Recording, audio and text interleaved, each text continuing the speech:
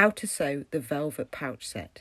In a choice of 3 gorgeous prints, make a luxurious matching pair of velvet zip pouches using super soft velvet with printed matching cotton linings. Cutting out. There are 2 fabric panels in the kit, a velvet panel for the outer fabric pieces and a cotton panel for the lining fabric pieces. Open out the velvet panel and you can see that each piece is labelled with the relevant label above it. So you need to cut round all the outer edges, including those cut out sections in the centre. That's what makes the shape of the pouches. Cut around all of them and pin the relevant fabric label to the top of them. Then take out the lining fabric panel. This is made from cotton. Again, these are all labelled. Cut them out and pin the label above, cutting round those cut out central sections as well. And then cut out the charm fronts and backs. You can see here that I've cut out those central sections. This is what will help you to make the shape much easier. And there's the cosmetic bag front outer and the cosmetic back outer. So you've got different size pieces for the different ones. These pieces that you've cut out, you can just use for your own makes. They're not needed for the pouches. And there's the lining pieces all cut out as well. And also the bag straps and the charms as well. Inserting the zip. The wash bag and cosmetic bag are made in the same way, so use the following instructions to make the wash bag, then repeat them to make the cosmetic bag. Take the wash bag zip and pin it centrally along the top edge of the wash bag front outer, making sure the same amount of zip extends from both ends. Pin it into place all the way along. Now for making the wash bags and the cosmetic bags, the seam allowances vary, but these are listed in the instructions depending on which part you're creating. To insert the zip, you use a 1/4 inch seam allowance. Once you've pinned the zip together all the way along the top edge, making sure the edge of the zip tape matches up exactly with the raw edge of the front outer. Tack it into place across the top using about an 1/8 inch seam allowance. Once this is done, take the wash bag front lining, that's the cotton fabric, and place it right sides together on top, making sure the side edges match up. And pin it together along the top. You may find that when you sew these together, the velvet fabric is a little bit shorter. This can happen depending on your seam allowance and how you sew in your sewing machine, but the instructions tell you how to trim the lining so that it fits and everything will match up beautifully. It's just the nature of the velvet fabric that sometimes it pulls in slightly, so don't worry about this. You can trim the cotton lining to adjust, and the instructions explain how to do this. So once you've pinned it into place all the way along the top, sew it together, again using your 1/4 inch seam allowance. Now open up the 2 pieces, so the front outer and the front liner, and place them wrong sides facing. Now take the wash bag back outer and place the other side of the zip tape that you haven't stitched right sides down on top. Now it's important that you match up the side edges of the front outer and the back outer. So just make sure that the outer pieces are matching up and then pin the zip into place. This ensures that the zip is placed centrally along the front outer and the back outer. So just double check that they're matching up. Pin them together at one side edge and then again making sure they're matching up. Pin them together along the other side edge.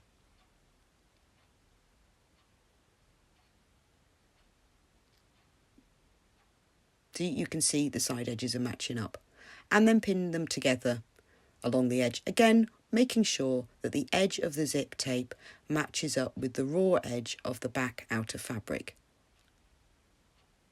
Now tack it into place all the way across the top. Again, about an 1/8 inch seam allowance. Once this is done, take the wash bag back lining and place this right sides down on top. Make sure the side edges match up, and pin it together so that the zip is sandwiched between and the raw edges of the outer and the lining match up at the top as well, and on the side edges.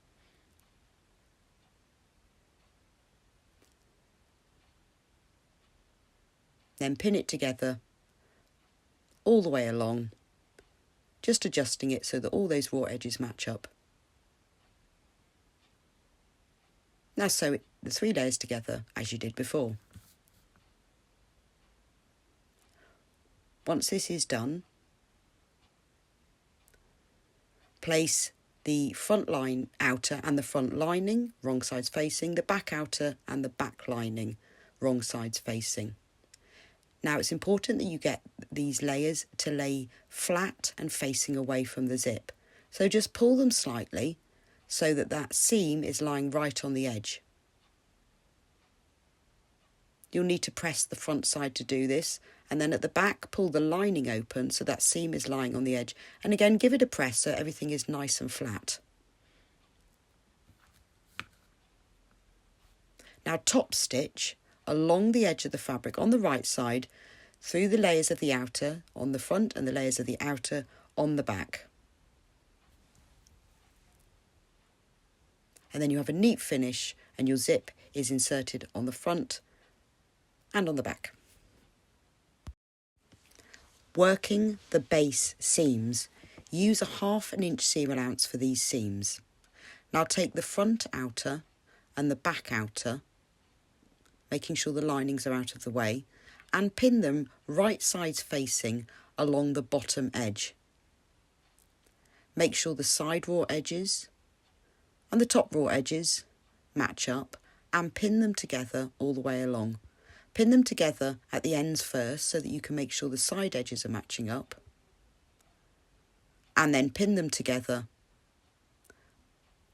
along between those pins, again just adjusting it so that the raw edges are matching up. And then stitch together using the 1/2 inch seam allowance along that edge. Now take the 2 lining pieces, so the front lining and the back out lining, and place those right sides facing along the bottom edge. Again, make sure the side edges are matching up and pin them together.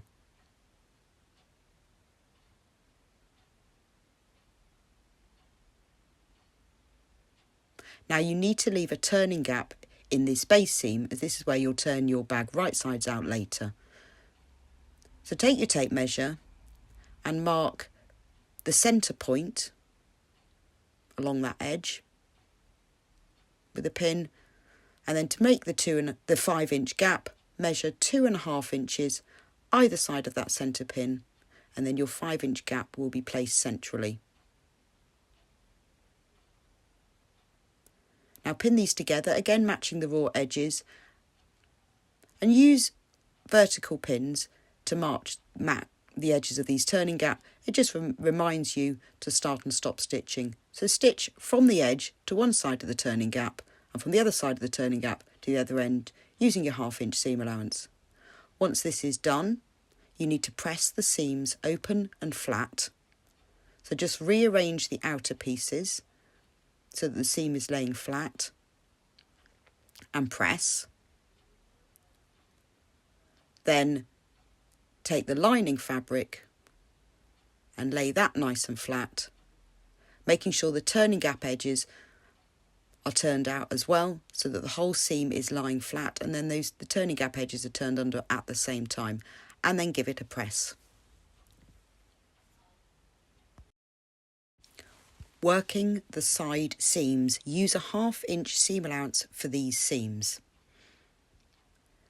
To start off with, you need to secure the ends of the zip. So you're going to sew across one end of the zip, then making sure the zip slider is well out of the way and towards the inside of the pouch, sew across the other end of the teeth. This will just secure it.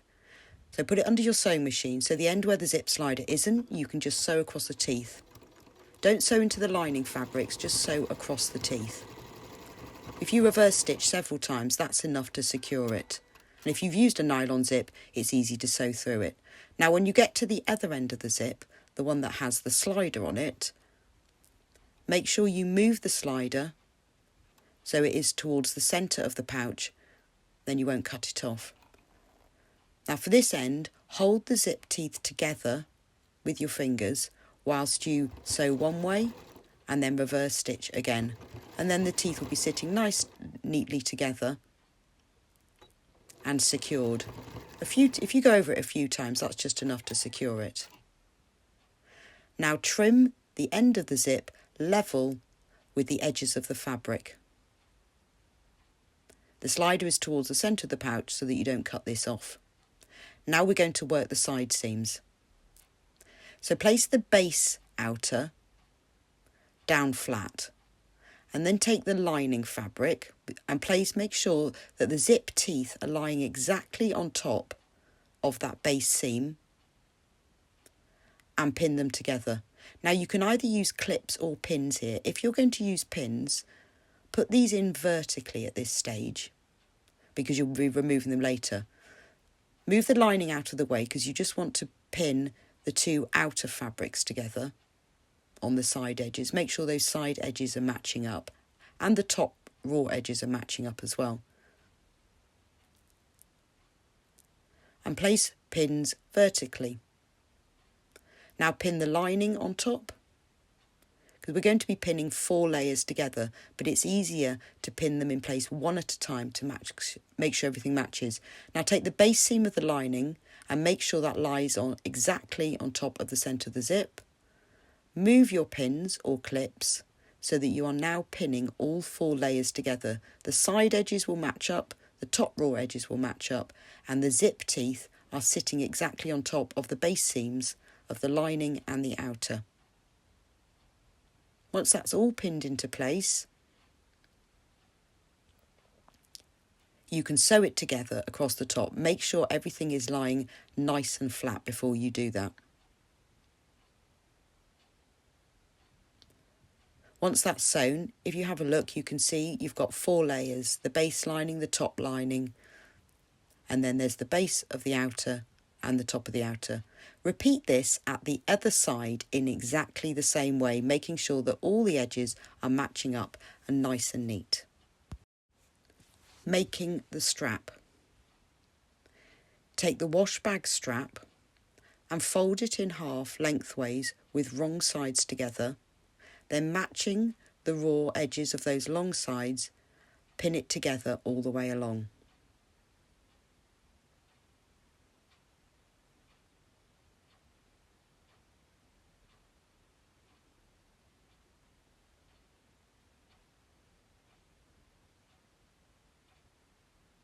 Now sew it together down the length using a 1/4 inch seam allowance. Once that's done, press the seam open and flat. Now turn the strap right sides out. I like to use a turning tool because it's just quicker, but you can just turn it right sides out using your fingers if you don't have one of these. Once it's turned right sides out, the seam that you've sewn needs to run down the centre of the back edge. So just rearrange it so it's running down the centre and press it flat. Now to neaten it and hold the layers all together, top stitch down both long edges. Once that's done, give it a press and your strap is finished. Attaching the strap. Turn the pouch right sides out through one of the outer corners. It doesn't matter which one, just turn it right side out, but the corners are big enough so that you can do this quite easily. And then turn it all right sides out so it's lying nice and flat. You can remove any of the labels that you put on earlier as you won't be needing those now. Now on the side where the zip slider closes, this is where you're going to attach the strap, but move the slider out of the way. Now rearrange this side seam so it's lying flat. The seam allowances, all 4 of them, of the outers and the lining, need to face towards the base seam, away from the base seam. So they're not facing towards the zip, but facing away from the base seam. Just like this. Pin those into place. Now take the strap that you made earlier and place it right sides up, so it's the right way up, on top. the edges of the strap will match up with the side edges of the pouch. And you need to place it centrally so that the centre of the strap lies on top of that side seam, and pin it into place so it will cover the end of the zip.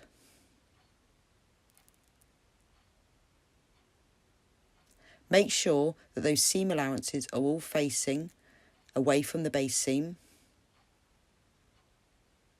so they're facing downwards.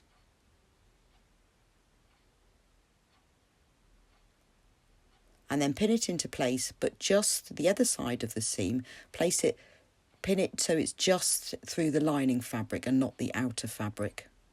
So on one side it's pinned together with all the seam allowances, and on the other side just the outer fabric. Now you need to tack this in place. It's easier to do this by hand as it's a little bit fiddly on the machine because you've got to move the lining fabrics.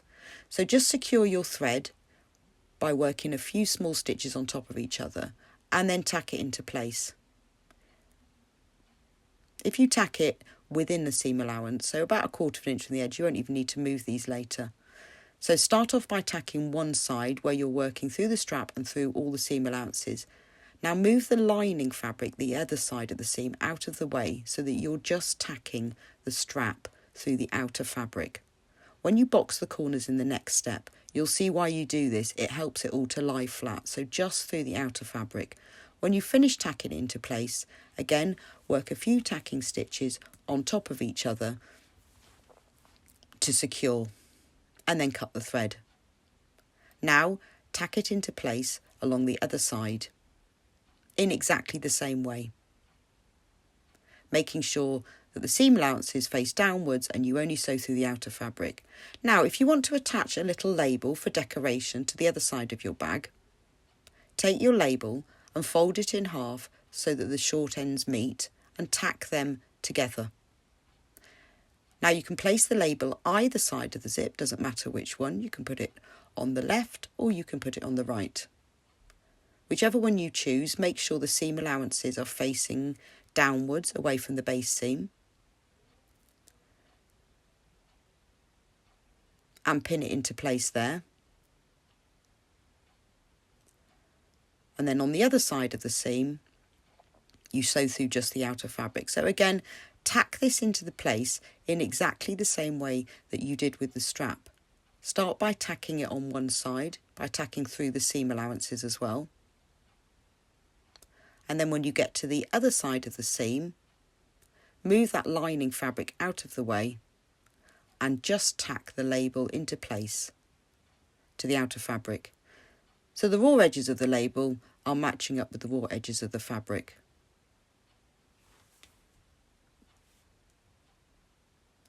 Work a few stitches on top of each other just to be sure that it's securely attached for when you turn it right sides out in a minute.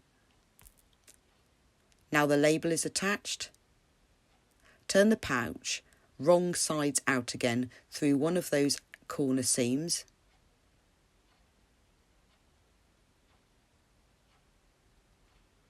And then make sure everything is lying nice and flat and you've turned it all wrong sides out, just like you did before. And then you're ready for the next step. Boxing the corners. Now this method of boxing corners will mean you have no raw edges showing once the bag is assembled, so you get a neater, flatter finish. So working on one corner at a time, flatten out one outer fabric corner so the cut out raw edges meet.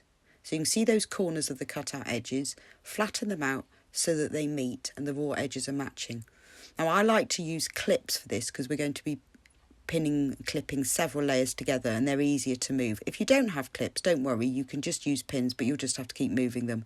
Clip it across the top and then clip it together down the side as well. This just helps to ensure that it's all laying nice and flat. So just down the diagonal edge, clip or pin it there.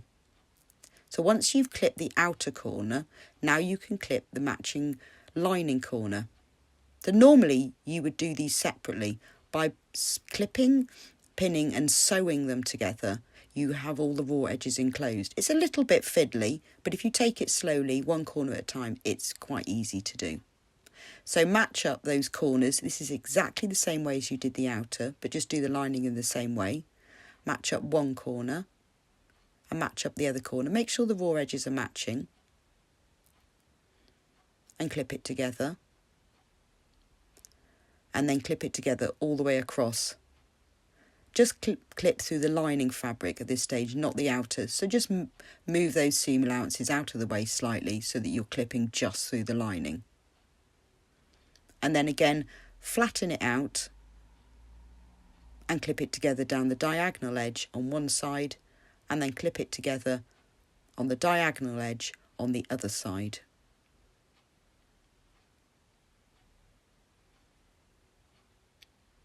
Now you're going to clip the lining and the outer together.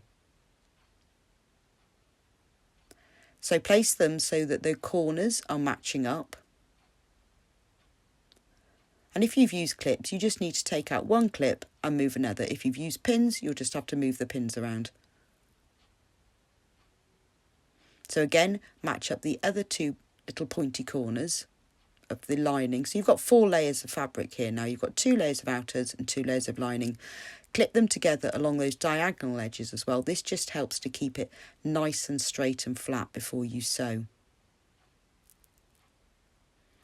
And then clip it together all the way along the edge so that you've got 4 layers clipped together.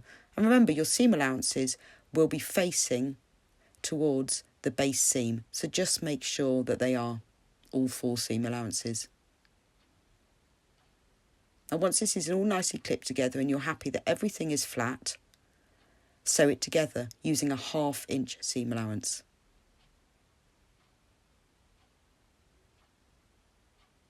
Now you need to box all the corners in exactly the same way. So if you look at this one, you can see it's all nice and flat. So let's take another corner. We're going to do exactly the same thing. Make sure those pointy corners at the edges of the cutout corner are meeting and the raw edges are matching, and clip it together. And do the same thing with the lining. It's easy to see which lining matches which outer because they're joined together at the centre.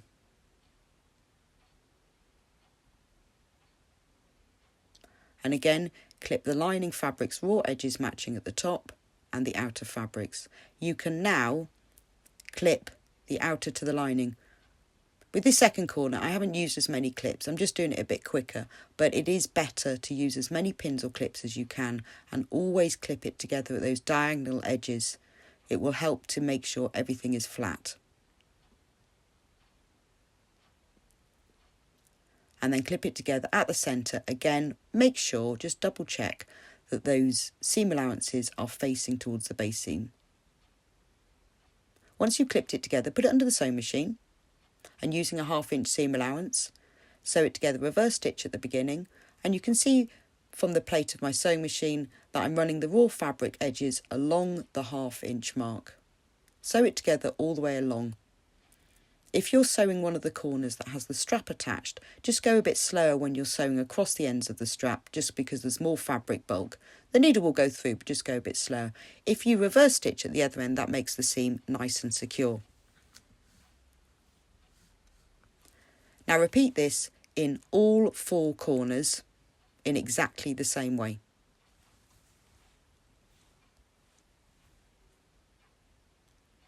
So you can see all of them are nicely neat and boxed. Finishing off.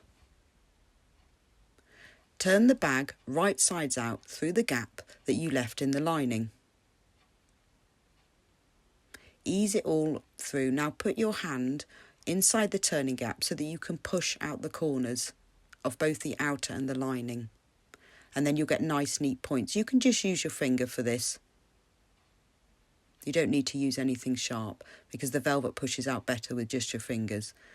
But make sure you push out all of those corners at this stage. Now pull the lining to the outside, and the edges are already turned under because you pressed them flat when you sewed the base seams. So pin them so that those turned under edges are matching. Now you can close the turning gap by machine or by hand. I like to do it by hand for a small bag like this because I find it lies flatter. So if you want to slip stitch it by hand, use a length of matching sewing thread and bring your needle out just at the end of the seam and work a few stitches on top of each other just to secure the thread. Now the best way to close the lining is to use a slip stitch. So work a long stitch through the edge of the fabric and into the other side. Make a small stitch across from one side to the other and then run the needle underneath the fold so that the longer stitches are underneath the fold and the little stitches are on top. This just means that you only have small stitches showing from the top. So again, long stitch underneath the fold, then into the other side, short straight stitch and across to the other side. Continue doing this all the way along and you will get a flatter seam. If you prefer though, you can just top stitch this by machine, it doesn't really matter. Once you've sewn that all the way along, the lining will lie nice and flat. So you now need to give it a press. So each of the corners on those side seams, make sure the corners are matching, lay the side seams flat and give them a press. That just makes sure that those sides are lying right on the edge. Because of the way that we box the corners by sewing the outers and the linings together, the lining will automatically sit right inside those corners. So not only do you not have to do any binding of raw edges, but your lining will also sit flatter within the bag.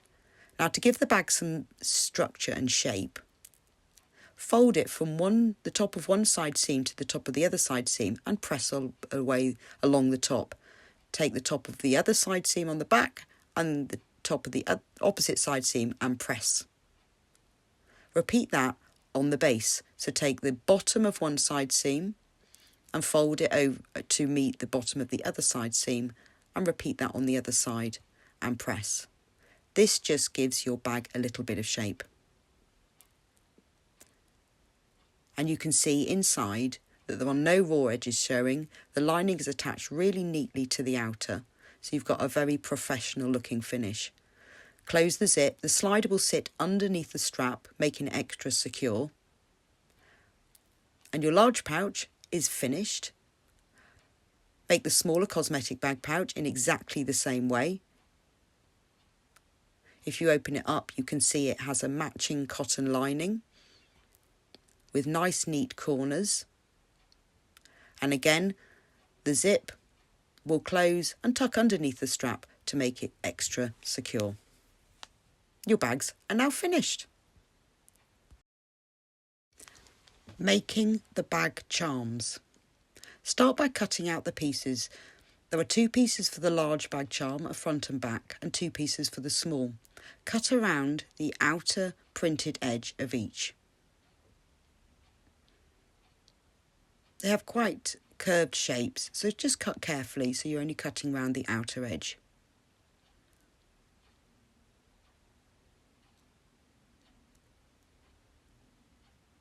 And then repeat this to cut around the outer edge of all the pieces. Now cut the length of ribbon or cord that you've used in half, and you're going to use 1 piece for each bag charm. Take 1 piece and fold it in half so the 2 ends meet. And place it either in the centre of your bag charm or wherever you want the cord to be. It could be in the top corner or on a side edge. And make sure that those ends are ½ an inch beyond the edge of the bag charm. This just makes them extra secure and stops them getting pulled out. So pin them so that the ends are ½ inch beyond the raw edge of the charm front.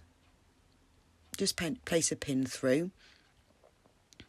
Now you need to tack this into place. It just makes it a lot easier when you're sewing the front to the back.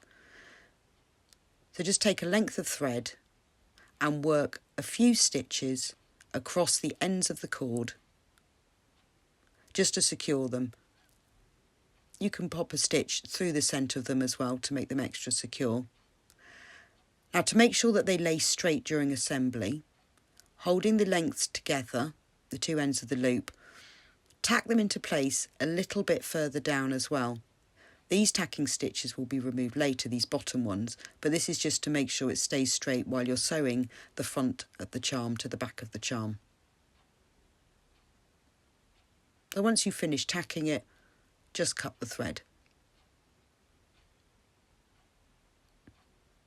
Now take the charm back and place it right sides facing with the charm front, removing any pins at this stage. Pin it together all the way around the edge. The charm front and the charm back are exactly the same size and shape, so just make sure you match up all the raw edges all the way round.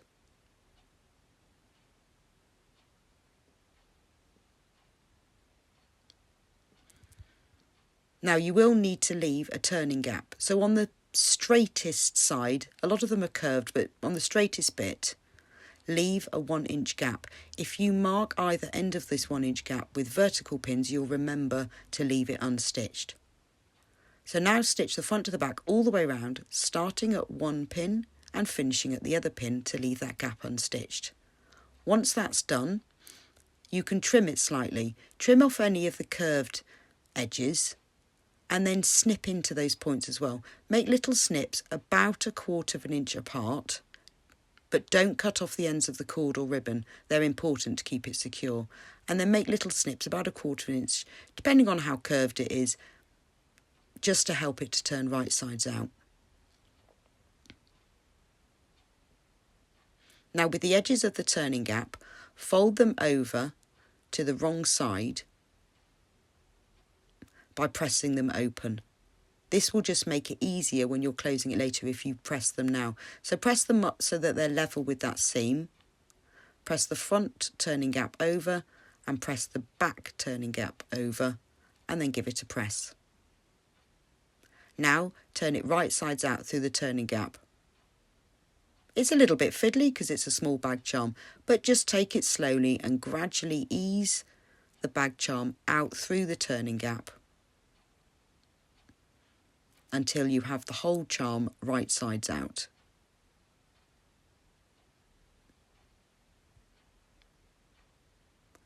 Now to make sure that the seam is lying right on the edge, use something to run inside it. First of all, you need to remove the tacking stitches from that loop though, that second set, because that was just to hold it straight. You don't need these now, and the loop needs to be facing away from the bag charm. So just remove the tacking stitches. Now I used a blunt stick, but you can use the edge of something. Just make sure it's not too pointy, as you don't want to pierce any of the stitches or the fabric. But if you run something along the edge of the seam, that's the best way to get the seam to lie right on the edge.